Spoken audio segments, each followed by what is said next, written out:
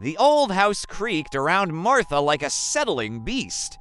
It had been her home for 60 years, a silent witness to a life lived fully, then a life lived alone.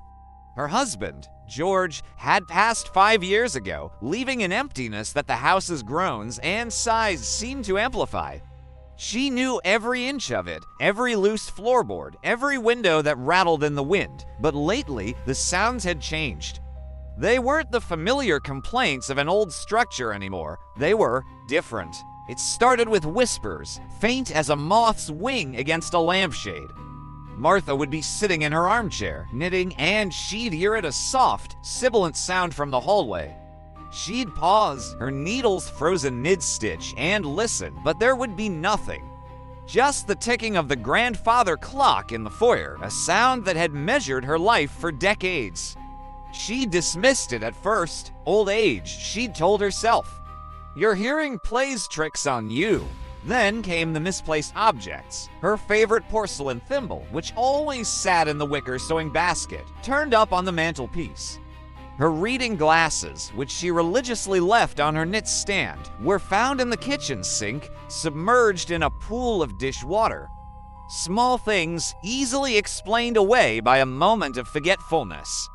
But the moments were piling up, creating a sense of unease that settled deep in her bones. She started leaving notes for herself, little reminders of where she'd put things, but it didn't help. The objects continued their strange migration. One Tuesday evening, as a storm raged outside, the power flickered and died. The house plunged into a profound darkness, broken only by flashes of lightning that painted the room in stark, momentary detail.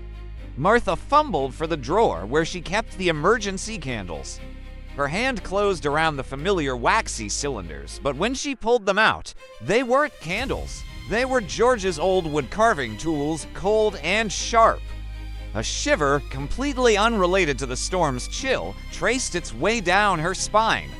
She had cleaned out his workshop years ago. These tools were supposed to be in a box in the attic, buried under a mountain of memories. She found the candles in the pantry, next to the flower. Her hands trembled as she lit one, the small flame casting long, dancing shadows that made the familiar room seem alien and threatening. The grandfather clock in the foyer struck 9, but it didn't chime. Instead, it made a low, guttural knocking sound. Knock, knock, knock, 9 times. Martha froze, the candlestick held tight in her hand. The clock hadn't worked in years. George had always been the one to wind it. The knocking stopped. Silence descended again, thicker and heavier than before. Martha slowly made her way to the foyer. The flame of her candle threw her own distorted shadow onto the walls, making it look like a hunched creature was following her. She reached the clock, its tall wooden case looming in the dark. The pendulum was still. The hands were frozen at 3:30. She reached out a hesitant hand and touched the cool glass of the clock face. That's when she heard it again. Not a whisper this time, a voice. It came from upstairs, from the master bedroom. It was a wheezing, dry sound, like dead leaves skittering across pavement. It was singing, a lullaby. The one she used to sing to her son, Michael, who had been lost to a fever when he was just a boy. The melody was warped, the notes slightly off, turning a song of comfort into something deeply unsettling. Every instinct screamed at her to run, to get out of the house and into the rain-soaked night. But her feet were rooted to the spot. It was her house, her memories. She wouldn't be chased out by whatever this was. Gripping the candlestick tighter, she began to climb the stairs, each creak of the old wood sounding like a scream in the oppressive silence. The singing grew louder as she approached the bedroom door, which stood slightly ajar. "Hush, little baby, don't say a word." The voice was thin, reedy, and filled with a chilling imitation of affection. Martha pushed the door open. The room was empty. The bed was neatly made, the moonlight from the window casting a silver sheen on the quilt. The singing stopped the moment the door swung fully open. She scanned the room, her heart hammering against her ribs. Nothing. The rocking chair in the corner was still. The wardrobe was closed. She stepped inside, her candle flame flickering wildly as if in a sudden draft. That's when she noticed the wardrobe door. There was a dark, sticky substance smeared around the handle. She crept closer. It was thick and smelled faintly of rust and something else. Something sweet and cloying. As her candle illuminated the handle, she saw it wasn't just a smear. It was a handprint, a small one, the size of a child's hand, and it was fresh. Panic seized her. She backed away, stumbling over the edge of the rug. She fell, the candlestick flying from her hand and extinguishing as it hit the floor, plunging her into near total darkness. She lay there, breathless, listening. The only sound was the storm outside and her own ragged breathing. Then she heard a new sound. A soft, rhythmic squeaking. Squeak, squeak, squeak. It was coming from the corner of the room. The rocking chair. In a flash of lightning, she saw it. The chair was moving, rocking back and forth on its own. And sitting in it was a small, shadowy figure. It was just a silhouette, a child-sized darkness against the window. Martha scrambled backward, crab walking away from the sight, her hands slapping against the dusty floorboards. The rocking stopped. The shadow in the chair leaned forward. The wheezing voice filled the room, no longer singing, but speaking, a dry whisper that scraped at her ears.